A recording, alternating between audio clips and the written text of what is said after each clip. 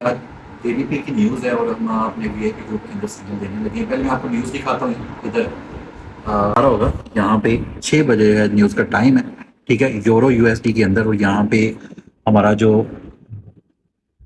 VIP group है इसके अंदर हमने सेशन स्टार्ट करवा दिया, कुछ इंस्ट्रक्शन दे दी और यहाँ पे दिया है कि सिलेक्ट पेयर यूरो यूएसडी। ठीक है, और यहाँ पे भी हम यूरो यूएसडी के अंदर सेलेक्ट किया हुआ है। यहाँ पे 2% हम मनी मैनेजमेंट के मुताबिक जो है अपनी ट्रेड का यूज़ करेंगे। तो अच्छा, यहाँ पे हमने जो प्रोडिक्शन की है वो आपकी तरफ की है।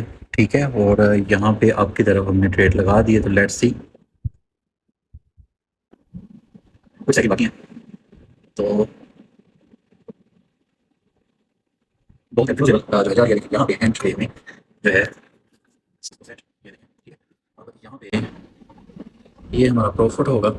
ठीक है, बस। और